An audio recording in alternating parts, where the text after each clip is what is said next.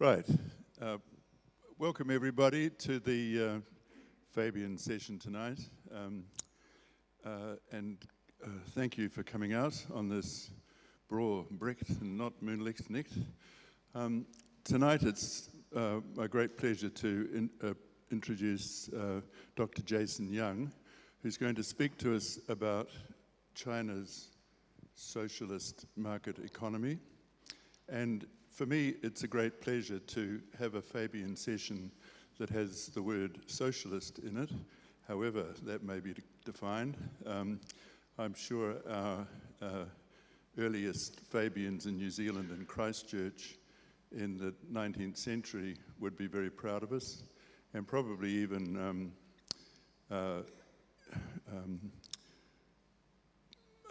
the people who introduced George Bernard Shaw when he spoke in Wellington in 1934. We've asked Jason to speak because China is a very large and very interesting country. It's increasingly coming to prominence in the world, and like other countries in Asia, I think it is very important for us to have some understanding of the countries in Asia that are likely to play an increasing part in our future. So, Jason, thank you very much for coming to talk to us tonight, and we look forward to having a discussion with you and hearing what you have to say to us. Thank you.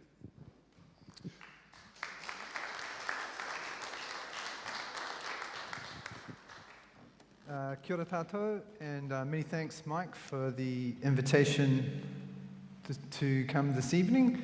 Can everybody hear me okay? Yep, not too loud? Oh, a little bit too loud? Okay, so it's a great pleasure to be here, and as Mike so elegantly put it in the introduction, I'm going to be talking about socialism and a socialist market economy. But I think because of the introduction, I'll just quickly make a distinction that I think there is a very clear distinction to be made between the type of socialism or socialist ideals, socialist welfare, social welfare, or a social system which is seeking to be redistributive to different parts of society in a country governed by the rule of law and multi-party democracy, and the type of socialism which I'll be talking about, which is a very different type of political system. And so I'll just put that on the table first. I'm happy to answer questions about any element of China, except for the ones I don't know the answer to, so please be sensitive to that. And I'm really looking forward to the question and answer. So I'll try to keep my talk to 40 minutes. And I just want to start with a point or a problem that really frustrates me. And it's tied up to some of the broader economic shifts and the economic orthodoxy that came about through the new economic thinking in the 1970s and 1980s, the economic reforms. And I believe, because this is the Fabian Society, this type of problem is one which should be of interest to you. And of course, internationally, this was the era in the early 1970s when Richard Nixon met with Mao Zedong and Henry Kissinger and Zhou Enlai in those famous meetings, the week that changed the world, so to speak, that at the very height of the Cold War and the competition between the Soviet Union and the United States, China was brought in slowly to develop détente or relations with the United States, and of course that eventually also led to the demise of the Soviet Union as a socialist union. And of course in this period of time, a very heady period of time, we have scholars like Samuel Huntington arguing that this was the third wave of democratization. Francis Fukuyama, in his book in 1992, following the fall of the Berlin Wall, went so far to write a book called The End of History and the Last Man, basically arguing that the political, economic, and social system of liberal democracy and capitalism constituted the end point of humanity's socio-cultural evolution and the final form of human government. Sort of just giving you a flavor of the sort of the heady debates and discussions as people looked at China. And during this period, people would look at China and therefore they would view China's own development and China's own socioeconomic change and political development within this broader international framework. However, the reality was that as early as the sort of late 1970s, China had already begun its own reform and opening. And during this reform and opening, which started at the third plenum of the Communist Party of China in late 1978, the idea was basically that China would move to a different socioeconomic model, but would maintain the same political institutions and the same political model. And this, because of the context that the world was going through, thinking back to Fukuyama's argument of the end of history, thinking to Samuel Huntington's argument for democratization, this was broadly interpreted, and I would argue has been broadly interpreted up until perhaps only 10 years ago, as China liberalizing or modernizing along the types of lines that we've seen in other advanced economies. And so in many ways, scholars, academics, commentators, business people, politicians have looked at China and interpreted what's been going on there through our own eyes, or through our own hopes, our own dreams, our own belief in this sort of teleological version of development and history, socioeconomic development. And in many ways, this was an idea which had some evidence to it. China was reforming, the government was institutionalizing, it had moved away from class warfare, it had moved away from exporting revolution in Southeast Asia. The Gang of Four from the Cultural Revolution were locked up, and the Mao eras were very much behind it. But I would argue that, or if you go back and read what the Chinese politicians were saying, that they never directly said that they were moving along this type of developmental path, a path towards market economy, or even, and certainly they always squarely rejected the premise that development was also paired with political development that would lead to a form of liberalism, with freedom of media, independent judiciary, multi-party politics. In fact, many of them squarely rejected it, particularly following the fall of Zhao Ziyang. So this is, I guess, what frustrates me about being a China watcher or a China follower, is that so much of what we look, of how we think about China, is actually interpreted through our own hopes and dreams and beliefs in what development and modernity actually is.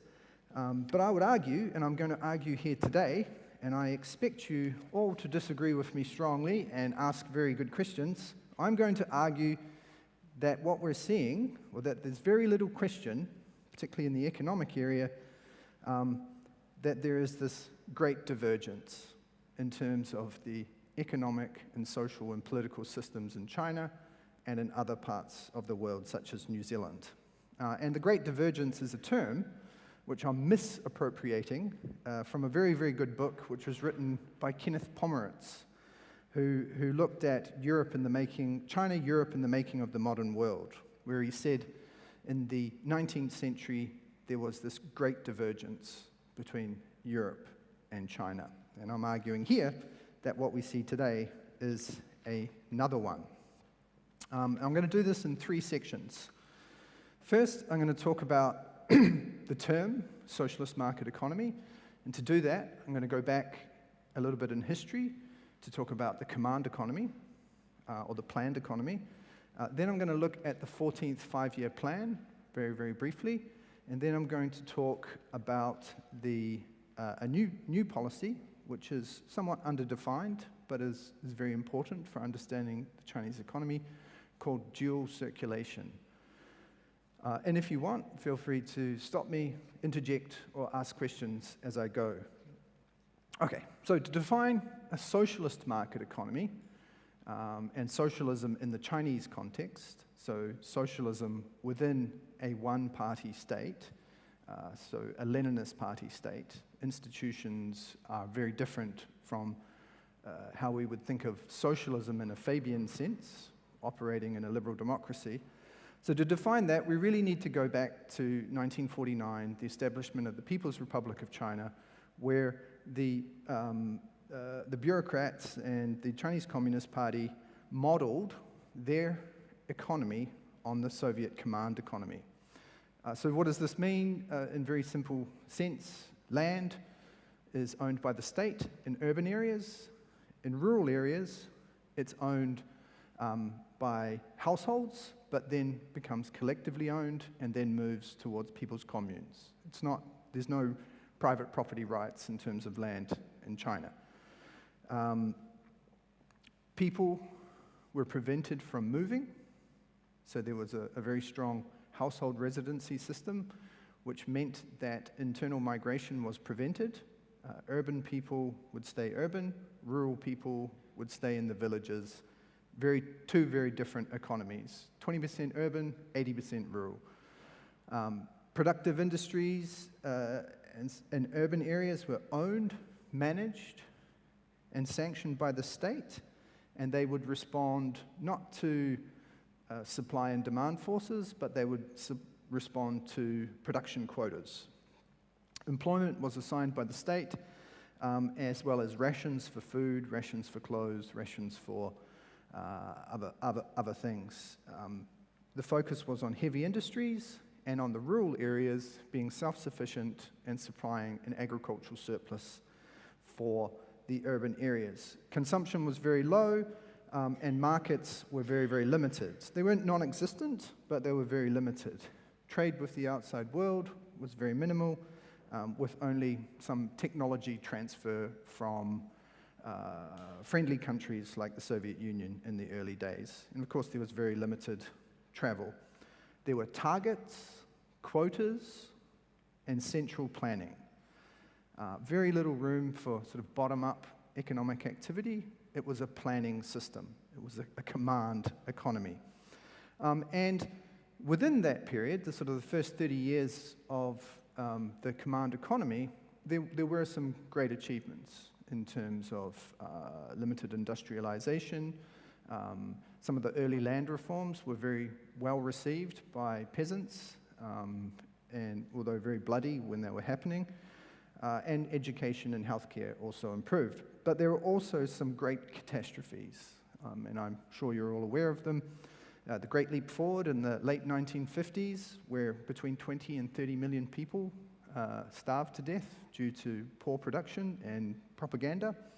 And of course, the Great Proletariat Cultural Revolution from 1965 to 1976, 66 to 76, where there was no effective government, mass disruption to the bureaucratic and education systems, and there was a radical disruption to China's socialist development. So before that, it was sort of a state socialism, highly bureaucratic, we're going to do this. But under the Cultural Revolution, it was more of a radical Trotskyian type socialism, seeking to transform society through revolution, and of course, very much part of Mao Zedong's legacy. And of course, one of the most important outcomes of the Cultural Revolution is, of course, that today Xi Jinping is very much a product of the Cultural Revolution, having his early education in a very far-flung part of China in the rural areas in abject poverty, as his father fell from grace. Okay, so then what happened in the second 30-year period of China as it moved away from that command economy system? And this is the bit where people who observe China tend to put upon it what they want to see, which is not to say that didn't happen before. In fact, I think there's a long legacy of people seeing in China what they want to see. But in this bit, once Deng Xiaoping came to power in 1978, and we have the third plenum, we have the slow move away from the command economy. Basically what happened is that they maintained the Communist Party structure, the Leninist Party state, so the control of of politics, the control of the bureaucracy, the control over economic forces, and control over some elements of social forces, whilst moving towards allowing new types of economic patterns, new types of economic organization. So to some degree, the Chinese Communist Party sacrificed traditional communist ideology in order to have a more pragmatic approach to focus on development, focus on socialist transformation. Deng Xiaoping would say things like, we have to liberate the productive forces, sort of mixing different types of ideologies together. And so China began to move out of the command economy, out of the planning system. The rural economy decollectivized, so the rural people just said, this isn't working, we're going to take back our household plot. Moved on a dual track where you have a command economy and a sort of a market economy at the same time. Price controls were moderated to the point where they abandoned them. Special economic zones were set up on the coastlines, which basically were areas of different rules, where foreign direct investors could come in, set up a multinational company, basically have their commercial rights protected, and then use or exploit, depending on your perspective, the vast amounts of lowly paid labor from the rural areas that would flow into those factories. So there was lots of employment opportunities, and then this led to a manufacturing construction boom, some liberalization of the fiscal system, decentralization, some regulatory reforms, to the point where in 1988, and remember, this is the People's Republic of China, ruled by a Chinese Communist Party. 1988, the Constitution introduced a new statement which said that the state permits the private sector of the economy to exist and develop within the limits prescribed by law. The private sector of the economy is a complement to the socialist public economy, and the state protects the lawful rights and interests of the private sector and exercises guidance, supervision, and control over the private sector of the economy. So this led to what we now know as, I guess, the early days of China's economic boom, which have been truly stunning in terms of the unleashing of productivity and the amount of economic activity that has been drawn to the Chinese economy. I mean, I think, the combination, and different people have different views on this, but the combination of cheap labor, foreign capital, and local capital, and lax regulation, and open markets around the world has allowed China to push its own economic reform forward very, very quickly. Of course, with these radical changes, there was a period where workers, students, were not only calling for reforms to the economic system and to the social system, but also called for greater political reforms. And even politicians like Zhao Ziyang, Hu Yaobang, were sort of on the front wave of also pushing forth those types of ideas. And I think the tragedy of June 4th, 1989, when the students on Tiananmen Square and the workers were dispersed and many killed, was that point in time when the idea that political and economic reform would go hand in hand really ended. But still, within the party, there has been a debate between those who were wanting a more complete form of liberalization and marketization, and others who were more traditional in their view of the type of socialist economy that China should have. And I guess what they came to through state-owned enterprise reform, through allowing the market to exist, through allowing foreign direct investment in, allowing businesses from overseas to operate in China, and for creating an entire regulatory system, commercial law system, to govern the market economy, is they came towards a hybrid model. And this hybrid model basically means that in some ways, China has maintained the traditional planned socialist economy, and in other ways, it has allowed market forces to exist. So these two things coexist. In 1992, under Jiang Zemin, the party conference introduced the term socialist market economy. And here, their definition of it was that essentially the market would drive development of productive forces to deal with what they called the principal contradiction in Chinese society, which is, again, sort of a traditional communist way of thinking about development. And the principal contradiction that they had identified was the growing material needs of the people and the backward state of productive forces.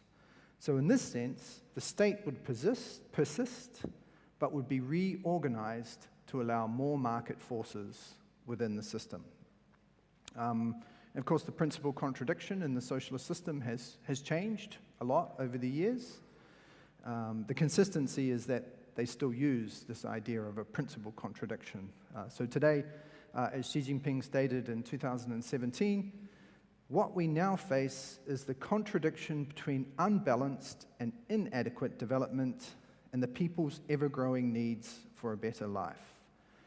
And of course, at the same time, the Chinese Communist Party has put forth sort of end goals for their socialist transformation of China, including by 2049, 100 years following the establishment of the People's Republic of China, that China will become a great modern socialist country.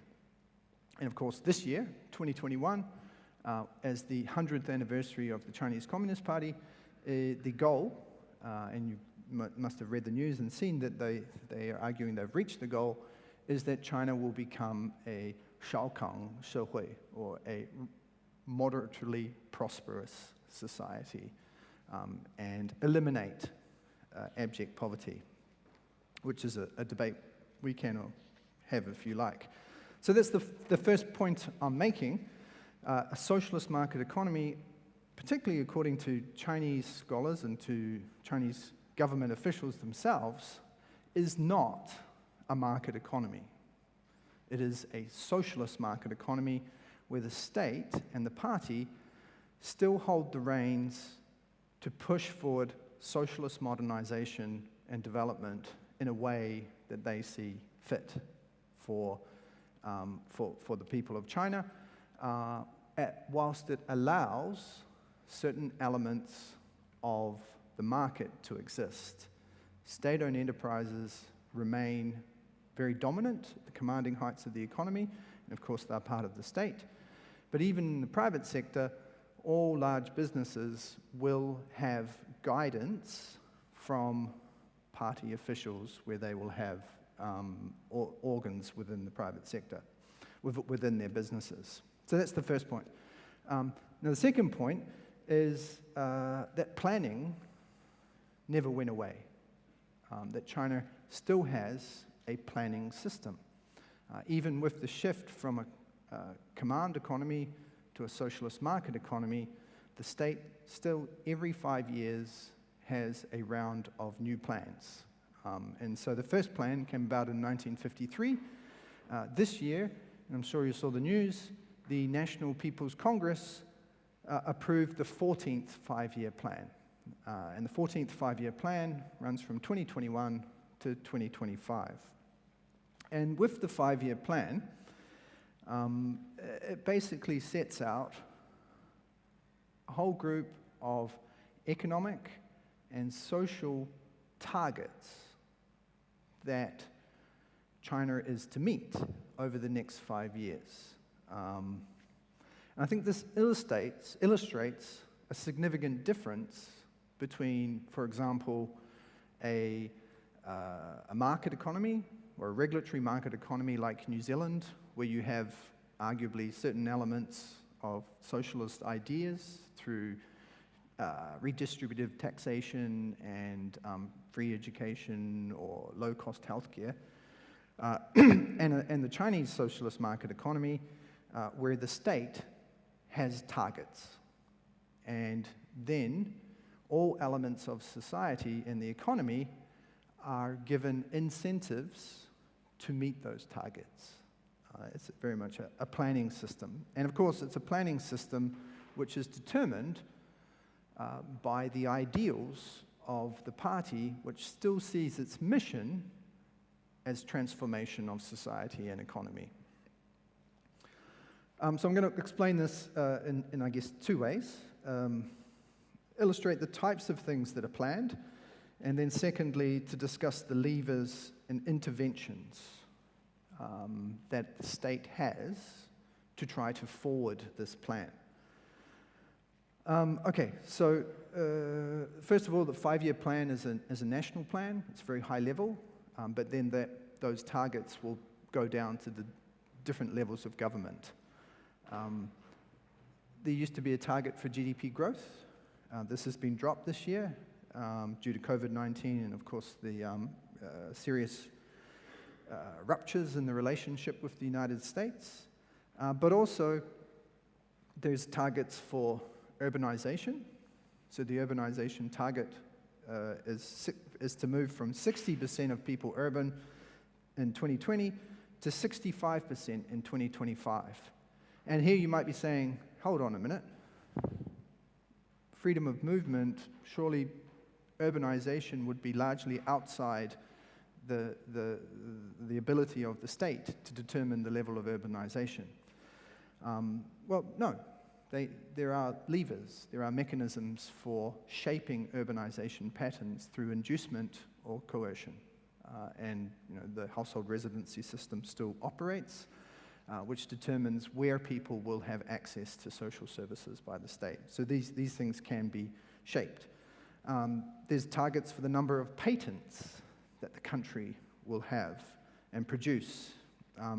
There's targets for the structure of the economy in terms of the percentage of the economy that will be derived from the digital economy, which is a key indicator for businesses about where they should invest. Okay, the five-year plan has said that the digital economy will grow from 7.8% to 10%. Therefore, if I'm going to start a business, the door there is open, the door there is not closed. Whereas if I'm going to be working in, for example, I want to start a coal-fired power station, then there perhaps the door will be harder to open because, of course, that will run up against the environmental targets, which there are. Targets for social services, in terms of basic medical insurance. There are targets for the number of children under 3 per 1,000 people, growing from 1.8 to 4.5%. And before you say to me, well, that's surely a social decision, No doubt you've also read about what's officially called the family planning policy in China, which still exists, was traditionally thought of as the one China policy because at a certain point in history, there were rules that the majority of the population, not all, were limited to having only one child, and one must get a permit from the state to be able to have a child. So there is this target there as well. Targets for air quality, energy consumption, forestry coverage, and targets for growth in food production. The 5-year plan also puts forth, I guess, a blueprint in terms of a big picture idea about where the Chinese Communist Party and the government want this economic and social transformation to be heading. And so in the latest 14th 5-year plan, the early chapters really focus on the goal of becoming a leading scientific, innovative, high-tech superpower. They don't use the word superpower, but that's basically the idea, which is an extension of China's goal to move through the middle-income trap and to move into high-value, cutting-edge technology and areas. And also to do that, to have a highly educated population. So all of these things provide people in the know, the businesses, government officials, the types of signals and signals about how they should behave. There used to be a running joke amongst academics I knew that when the Belt and Road Initiative, or the One Belt, One Road, or Idailu, that if you wanted, as an academic, to get a grant, then you just tap Belt and Road on it, and then it would be get the support of the grant applicants because it was the buzzword of the time. If I was a business in China today, I would be thinking that the buzzwords would be high-tech innovation, because that's going to be the thing that will be supported. Okay, so that's part of it, but the other part of it is how can the state, I guess, work to make sure these things come about? What are the mechanisms for making that happen? Well, one of them, and there's a number, including banking, financing, loans, etc. But one of them, which I think is really, really interesting, is that the cadre, the bureaucrats and officials, are measured, their performance is measured, and this performance measures are integrated with the overall goals within the 5-year plan. And so this has a long history in China. Traditionally, in the sort of early 2000s, it was all about GDP, GDP, GDP, GDP, and that's why we saw so many social inequality becoming incredibly huge problem, environmental problems becoming huge problems. But then under Hu Jintao, they introduced a policy called the 科学发展观, which is translated terribly as scientific developmentalism outlook, which basically meant that cadre would be measured based on a whole bunch of social indicators. Did you reach your urbanization target? Did you ensure that your agricultural areas did not go below the red line for agricultural land use? Did you ensure social stability? Did you ensure that the education levels were correct? Did you have the right birth rates? Have you got the right amount of companies that are working in high-tech, innovative, or digital areas? Do you have the right environmental outcomes? Do you have the right economic structure in terms of services, manufacturing, et cetera, et cetera, et cetera? Right, so I guess the point I'm laboring here is that while China is not a command economy, it's not a planned economy as we once knew them, it is one obsessed by targets and obsessed by planning, so to speak, in terms of the socialist transformation, how that socialist transformation will come about. And it has the means, through state-owned enterprises, which are obviously part of the state, through targeting and linking these targets to the bureaucracy or to the cadres' work and their performance measures, and also through the private sector, which is managed, monitored through inducement and coercion. I don't do that, to ensure that they don't swim against the current.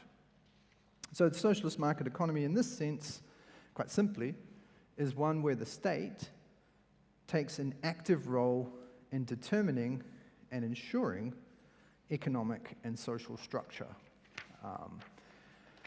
Okay, so my final example is this idea of dual circulation, which is quite new, and there's some question about what it is and what it means. But the argument I'm going to make here is to then go outwards and think about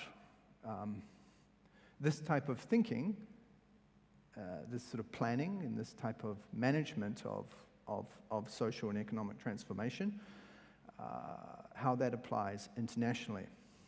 And so this dual circulation strategy, Shuangxunhuan, I guess, comes from Xi Jinping's call in 2020 for the formation of a new pattern of economic development. And this is, of course, due to the international context, i.e. the trade war, where the relationship that China has had with the developed world has broken down, in the sense that idea that the United States could be a reliable market for Chinese products and that would be open to Chinese businesses to enter has really taken a big, big hit. So the argument is that the twin, and this is from Xi's argument, the twin domestic and international circulations would mutually reinforce each other, but with the larger domestic circulation as the principal focus. So what does this mean? It goes all the way back to Deng Xiaoping, where he said, how we need to develop the Chinese economy in the 1980s is we need to use the international circulation as a stimulant for growing and developing the domestic Chinese economy.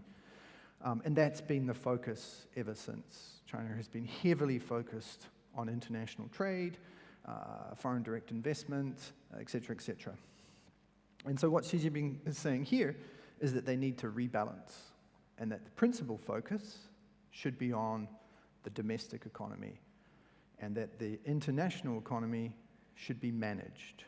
They should manage their engagement with the international economy, shifting far less focus on external circulation, far less focus on trade, far less focus on foreign direct investment, more focus on domestic consumption, raising income levels, creating national champions at home, and focusing on domestic growth.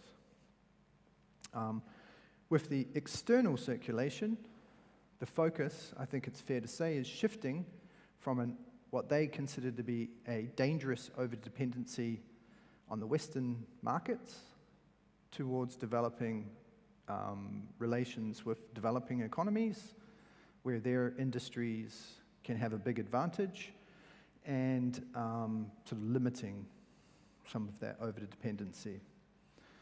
So in terms of thinking about dual circulation, and it's similar to this idea of a socialist market economy, certain things seem contradictory or seem very poorly defined. And I think it reflects a different way of thinking, sort of a historical materialist way of thinking about development, and also a way of thinking about the dialectics, sort of dialectical problems, where you have two things, you put them together, and then instead of saying this is right or we're doing this, you just slowly rebalance things. It's a classic communist or socialist Marxist way of thinking, which still carries on in the party schools in China today. And so for this, you would expect contradictory signals because you're going to get contradictory signals from China, where on the one hand, they will be saying we're focusing on the domestic economy. At the other hand, they'll be saying we're open for business and for trade. I think the other thing that it suggests is that the state very strongly sees a role for managing the interlink between the domestic economy and the international economy.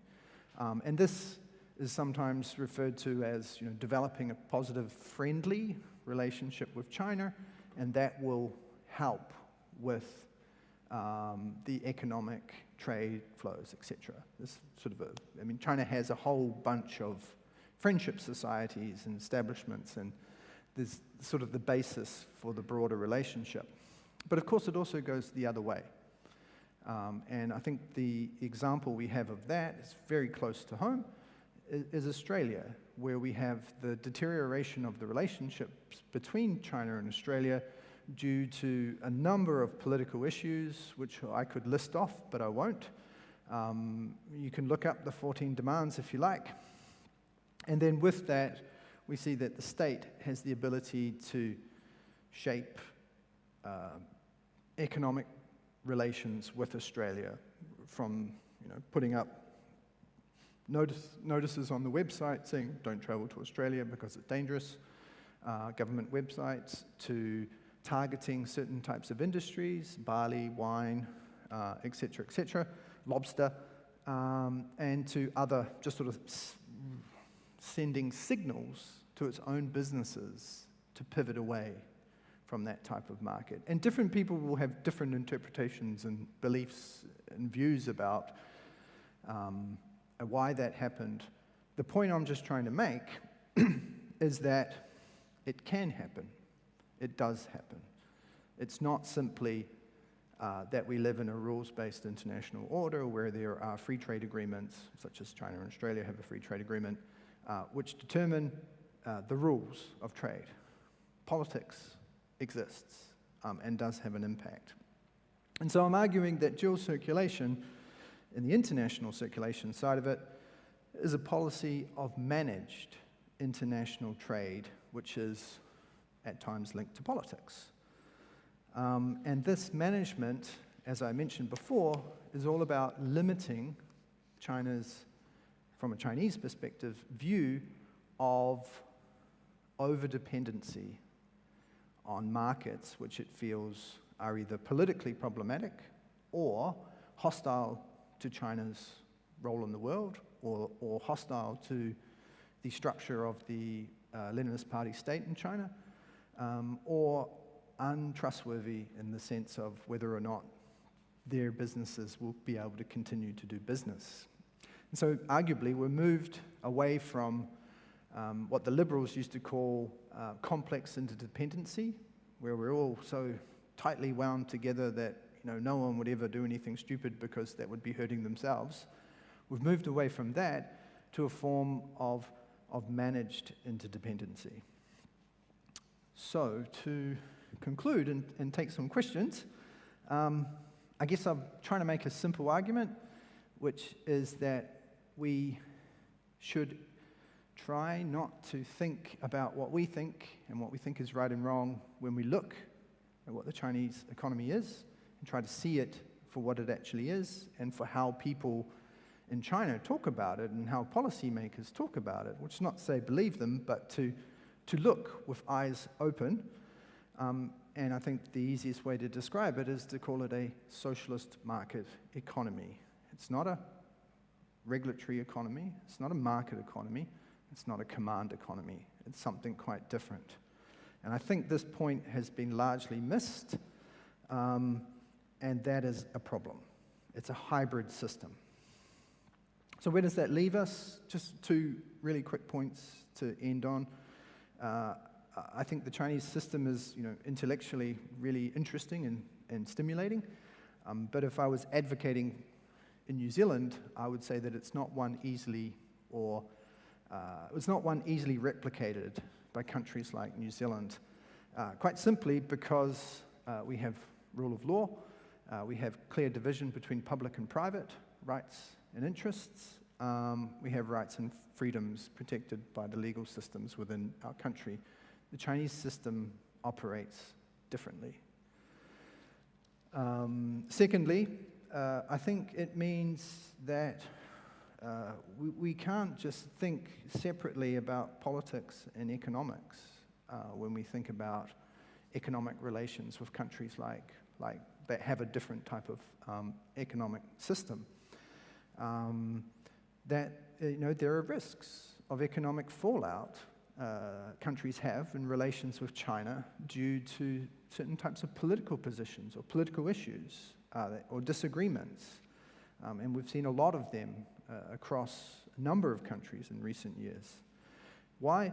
Because a socialist market economy maintains the levers to economically change economic behavior. And so they can be used as a way of inducing or coercing inducement in sort of positive, or coercing to punishment certain types of political transients from other countries. And Australia is a really good example there. As the Prime Minister recently said, there's no guarantees. As the Foreign Minister recently said, businesses should be resilient.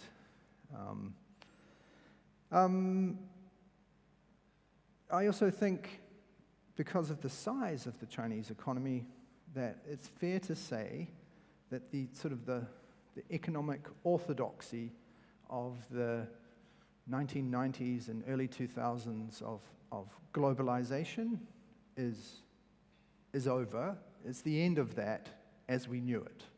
We've entered into a different type of global economy.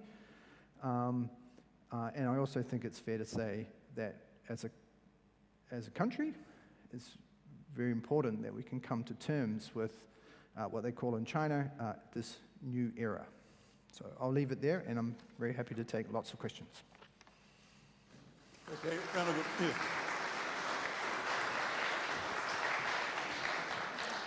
applause. Thank you very much, Jason. That's exactly what I had hoped you would do for us, which is to invite us to see China through their eyes rather than our eyes. So, now, questions? Yes.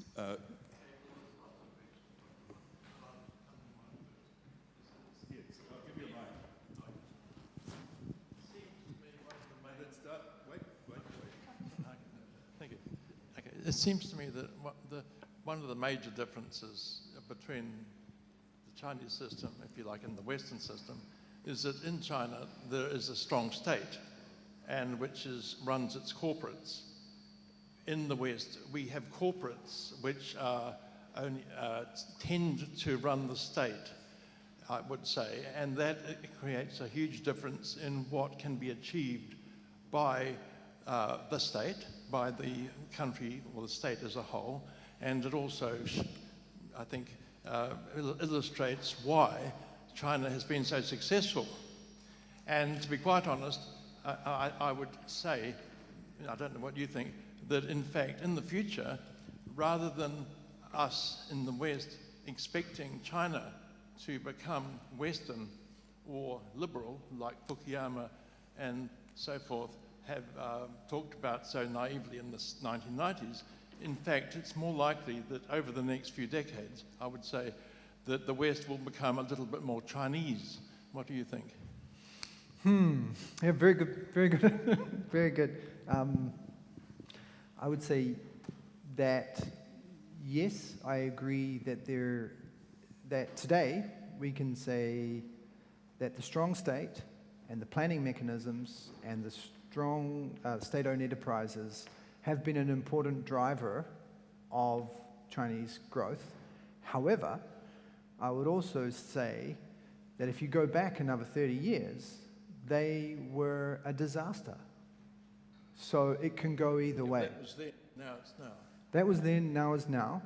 But as an idea, I think it holds that it can be both a winner and a loser. But this is the way it's working now with the current system.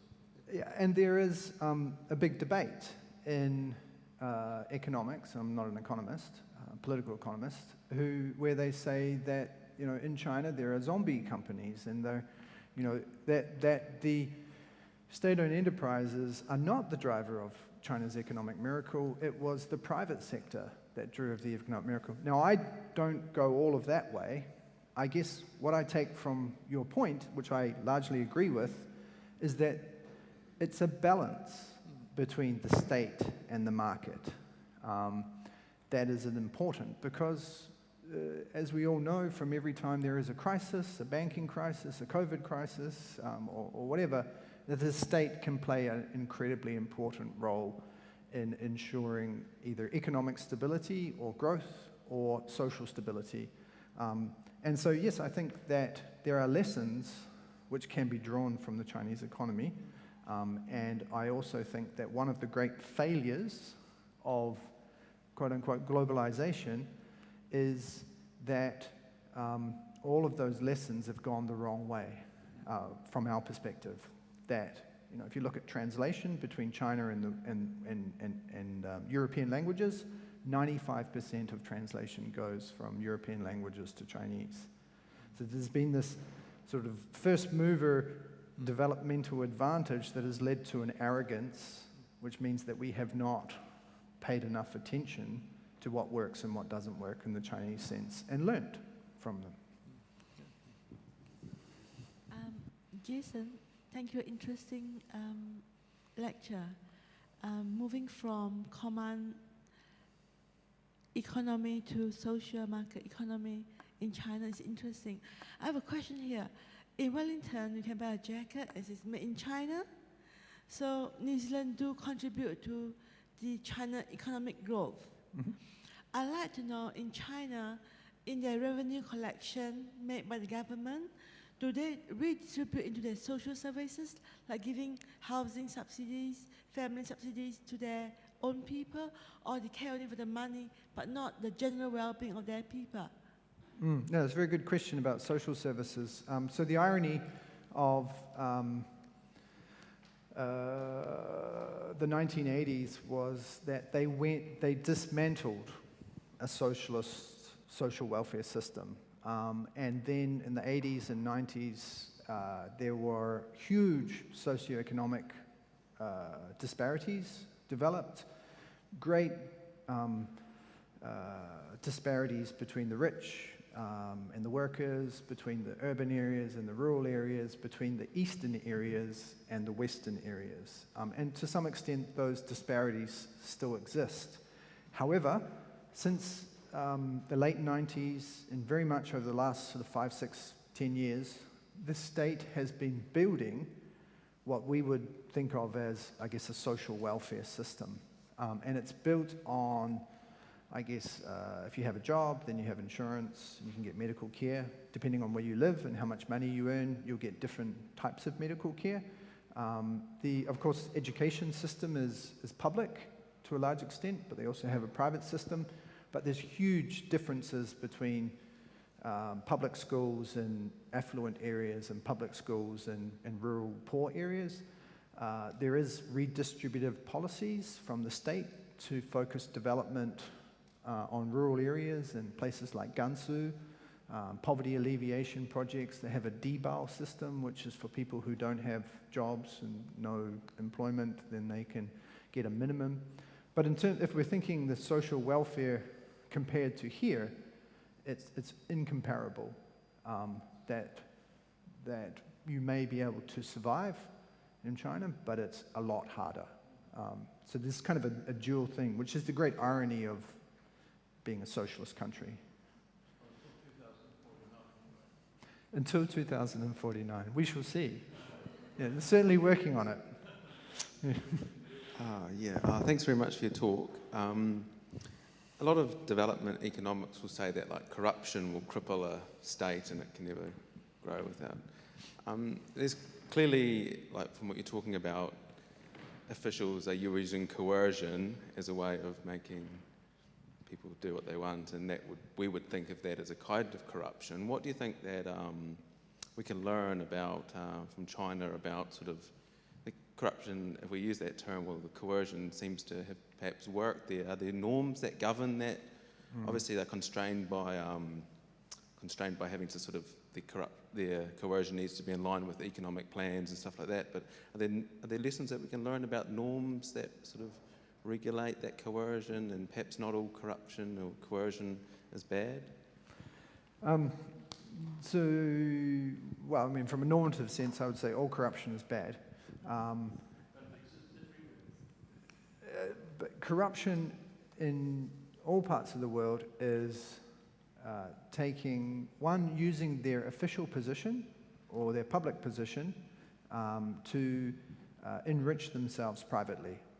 So, for example, a local official who does parking permits saying, I've only got 100 parking permits, but if you give me $20, I'll make sure you're on the list. And it's endemic across many parts of the world. It's a huge, huge problem.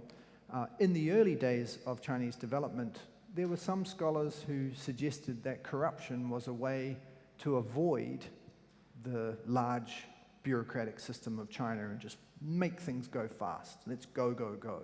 However, it increasingly became a problem and led to a lot of social disturbances. Local government officials not earning enough money, they would bundle up rural land leases and then sell it off to a local developer who could give them lots of money, and because they were the state, they could suppress the protests from the local villagers. And so this has been a huge, huge problem, and a huge problem which is recognized within China, and one of Xi Jinping's, I guess, signature policies has been to crack down on corruption. Now, that's interpreted differently. Some see that as a reassertion of the dominance and control of the party over society and a way to take out potential opposition, whereas others see that as a way of trying to keep the social contract between the party and the people, which is basically built on the idea of development. But to answer your point, it's a huge problem still in China, and one of the things that feeds the growing socioeconomic inequality. Jack Ma of Alibaba. Do you believe that he was a failed experiment, a crash test dummy, an exemplar for what's to come? Any idea? So Jack Ma, the founder of Alibaba, was a hugely successful Chinese online platform for buying and selling, and hugely, hugely influential and important.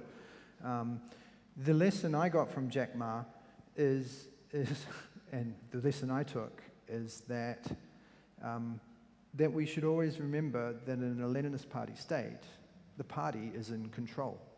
And to be in control, the key thing is to not talk against them.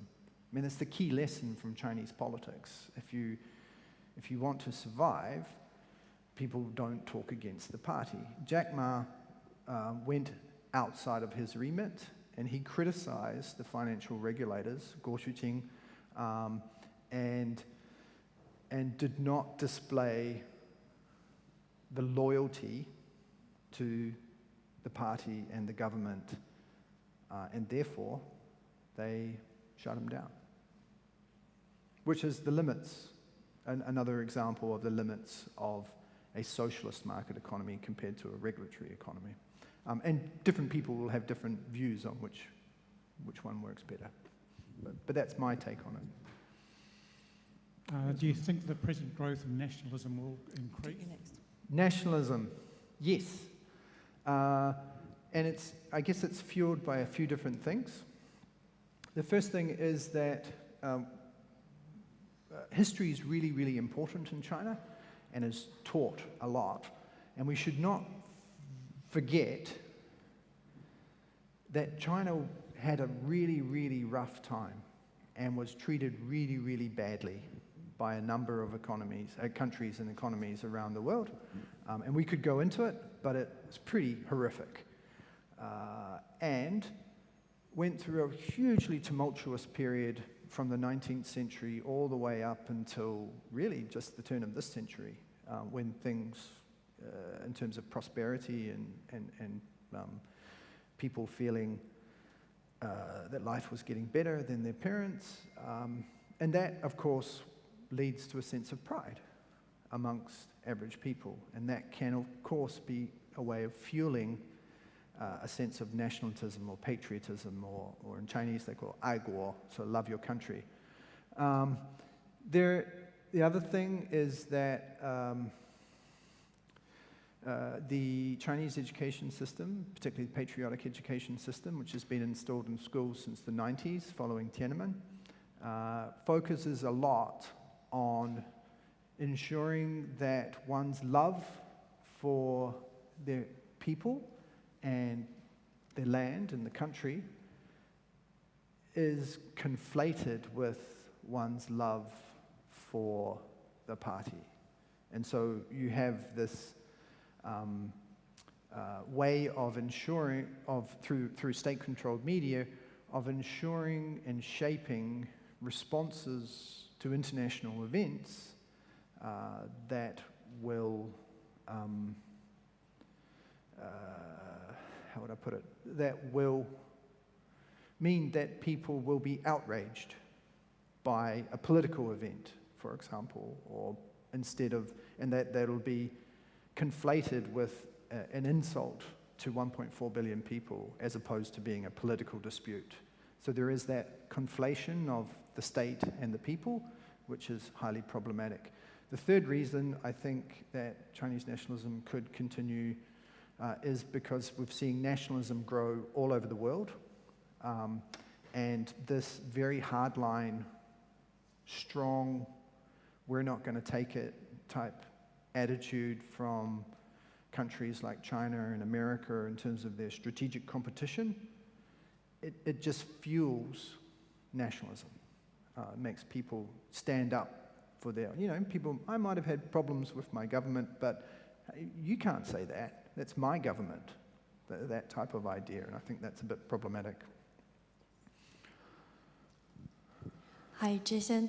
I really like your statement about we cannot use the Western lens to interpret Chinese government or Chinese politics.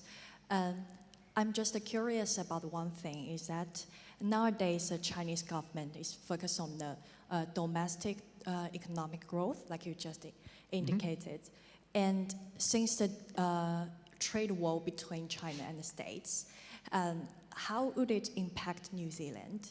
And how will New Zealand react for the war? What do you think? Good question. So in terms of China focusing on its own domestic growth model, I don't think that has a large impact on how New Zealand's economic relationship with China, maybe FDI a little bit, because what we primarily sell is things that Chinese domestic consumers want. In terms of the US-China trade war, or this sort of geopolitical moment that we find ourselves, it's a big question, and I would simply say that the challenge New Zealand has is convincing the great powers of the world, which I think China is now a great power. It has the power and influence to be a great power, but also America and other great powers, convincing them that New Zealand political positions or statements on issues, or joining with other countries in the United Nations Human Rights Council, for example, that these actions are not motivated by siding with one or another side of the great power competition. That we need to be able to demonstrate that these are positions that New Zealand takes independently and out of its own political interest and political values. If we can do that, then we will be able to avoid being interpreted as just being in competition, which will end badly for us. But I also think it's a very, very challenging dilemma that not just New Zealand, but many countries find themselves in at the moment. Yeah. I'm still not really understanding how this economic miracle occurred. Are you able to tell me, was it the result of all the people of China? I mean, did they work harder? But Chinese people always work hard, so I can't see how that was done. Or was it by a tiny group of, East Coast entrepreneurs and highly skilled and educated technicians? And allied with that is, are you able to tell me what the great majority of people in China do for a living? I mean, they can't all want to be Jack Ma's. No, they can't all be Jack Ma's. There is only one. Well, there's a few now, actually. I tell a lie. So, economic miracle, I don't think it was a miracle. In fact, a lot of countries around the world have been through rapid economic growth. You look at Japan, you look at Taiwan, you look at South Korea, Singapore, Hong Kong, and they're all slightly different, but it's a combination of rapid urbanization and utilizing very cheap, underutilized labor and increasing its productivity through often foreign direct investment, which creates manufacturing, and taking that manufacturing and then exporting it to a part of the world which will pay more for it, such as the existing advanced economies. Combined with infrastructure development, roads, rails, buildings, new factories, gas pipelines, investing in education, and developing the economy at that sort of low level of production and up through the production scales. So is it a miracle? No, I think it was just very, very well executed, and it was the size of it. We should also remember that China is at the same time a developed country and a developing country. It's not on GDP per capita terms anywhere near an advanced economy. It's a middle income country, and there's huge differences between, for example, Shanghai and the biggest town in Gansu province. So it still has a lot of work to do, and it also has not yet broken into some of those sort of higher tech, higher value end parts of the economy, like companies like Apple. And that's what a lot of the tension between China and the US is at the moment. What do the vast majority of people do? Still a lot of people in the agricultural sector, but far less, about 10% of the population. The next, you also see a lot of people in the manufacturing sector, or laborers, workers, construction workers, maybe 30% of the population. But now, the vast majority of workers, 40% of the working population, are in the services sector. And that's, again, shifting, expanding more in the services area. My question is around the engagement of New Zealand with the US and Canada, China and so on in the Five Eyes Agreement, and the pressure on New Zealand to adopt viewpoints that could arguably be said to have very little evidence to support them. Certainly New Zealand hasn't the ability to conduct its own independent investigations into many of the things that it claims are happening in China. And do you think that New Zealand can afford to remain part of that agreement when it's being used so politically to, in an aggressive manner against the Chinese state? Good question. It's a hard question. So I'd simply say that that agreement between those countries is about intelligence and security sharing. And as far as I know, that's what it is. And then when it comes to making political statements on issues that are of concern, such as the detainment of Uyghur people in Xinjiang, or the protest movement in Hong Kong and the imposition of the national security law by the National People's Congress on the autonomous region. There, I think that what New Zealand should do is it should make its own judgments. And if, while it's making those judgments, so for example, if it decides that the People's Republic of China government has broken its agreement with the United Kingdom, that there would be 50 years of no change to the political system in Hong Kong, and if it decides that it is a great tragedy that the young people of Hong Kong protesting for democracy is something and then being crushed by imposition of the national security law, that if the New Zealand government decides that those things are worth speaking out about, and that is the position of the New Zealand government, supported by the New Zealand people, then they have a decision to make. What is the best forum for making that statement? Should they just do it privately with China, as happens many times? Should they speak out individually but publicly? Should they join with other countries who share that view, such as has happened many times? Or should they do it through a multilateral institution like the United Nations? And so, I agree that New Zealand should not just make statements about China or have a policy about China because other countries tell us to. I think we have to maintain our independence and our autonomy, but there will be many times, due to the similarities in political systems, where those ideas and statements will align, and it would be useful to work together. If I understood you correctly, you said, looking at the global economy, China are looking to introduce their model into the global economy. If that is so, what are the implications, what may be the implications of such a step in terms of the Western model and the possible conflicts? Any comment on that?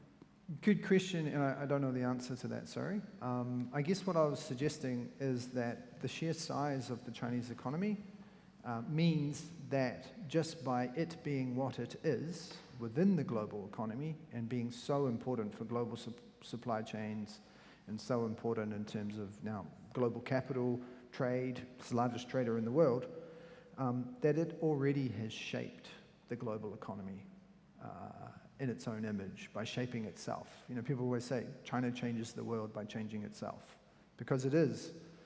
It's about 20% of the world's population, second largest economy in the world, world's largest trader, critically important for global supply chains. So I think that it's really just a recognition that the global economy is not what we would make it out to be in a first-year economics textbook, that it is actually more complicated by the very fact that China's economy exists. Thanks for your speech.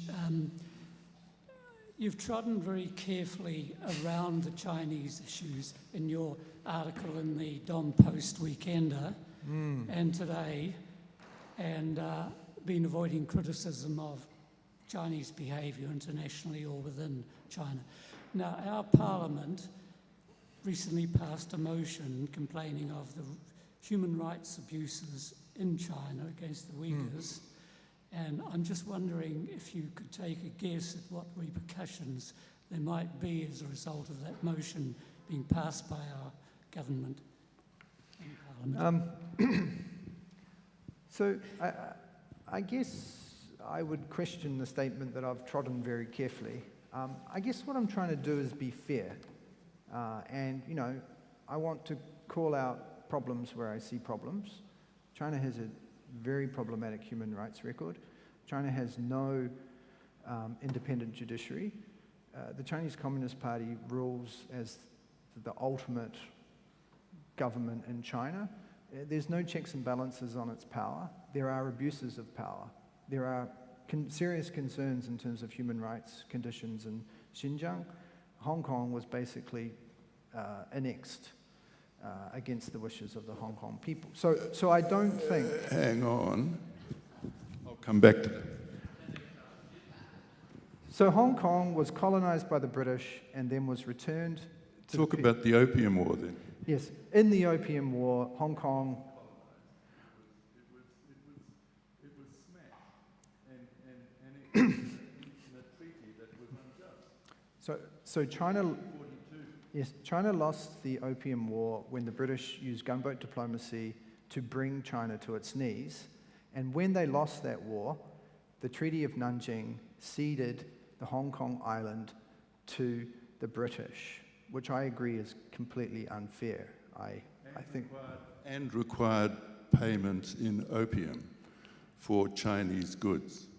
So the opium actually happened before. So the opium... But it happened then too. Yeah, so the opium trade was British merchants trying to address the imbalance in the balance of payments because China was the center of the world economy. It had the dominant silver, so British merchants were basically drug traffickers as a way of acquiring Chinese silver so that they could then purchase things within the Chinese market, which I also think is abhorrent. So this happened. Hong Kong was returned to the People's Republic of China. Yes. Through an agreement between the United Kingdom and the People's Republic of China. I'm not arguing that Hong Kong should be independent. All I'm saying is that under the terms of that agreement, Hong Kong was granted 50 years of autonomy in which the Westminster systems, which were not fully democratic, because the legislature was, the executive legislature was not elected by the people. It did not have universal suffrage, but it did have other parts of the Westminster system, were to be kept for 50 years. The protest movement meant that the National People's Congress felt that it had no choice but to crush that. So to get back to, the point. No, I'm in charge here too. I'll have my say. Just to be, the terms of that agreement required the passage of a security law to prevent the sorts of things that happen, disruption, sedition, all the rest of it. That was never done. And when those protests erupted, yes, there were peaceful demonstrations. There were also very violent demonstrations. And so the central government, the government of China, which Hong Kong is part of, passed the security law. And I think this is the sort of thing that I think doesn't get into the discourse, which is why I'm raising it now. Sorry, mate. So I've forgotten your question now. Was it?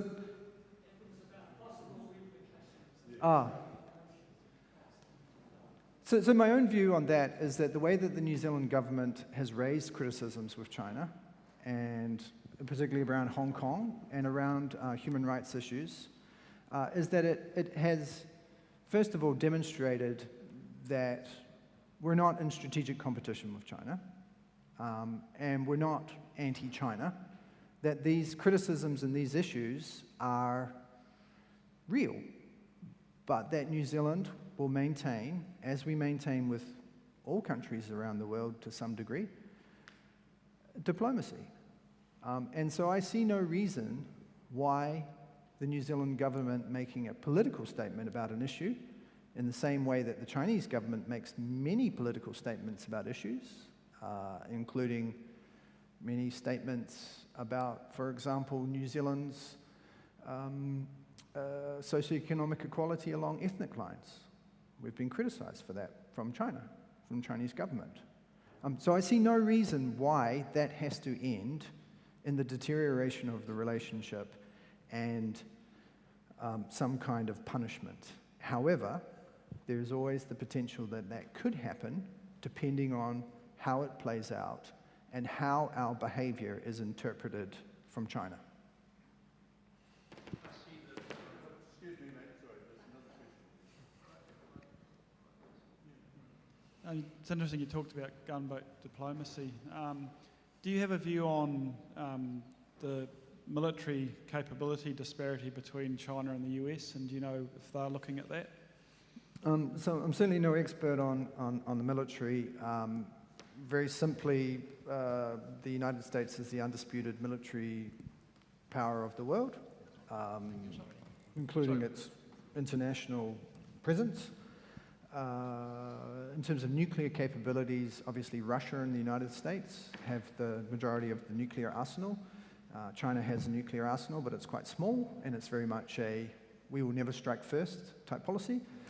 But over the last 10 years, as you would expect, with the growth of the Chinese economy and the growth of the tax intake, and also with the deterioration of the international situation, China has invested heavily in professionalizing the military, moving to a more high-tech military, and also into building a blue water navy. And you can see some of that playing out in the South China Sea, where you have a long-standing territorial dispute since 1947, when the Republic of China, which lost the Civil War, fled to Taiwan, but then the PRC took on their territorial claim. They've never been able to back it up until now. And so you can see this increasingly assertive posture backed up by not just a hefty economic leverage, but also a growing military leverage, i.e. China is becoming a great power. One last question. All right, if I can make a couple of points, if you don't mind. Well, one was that I see that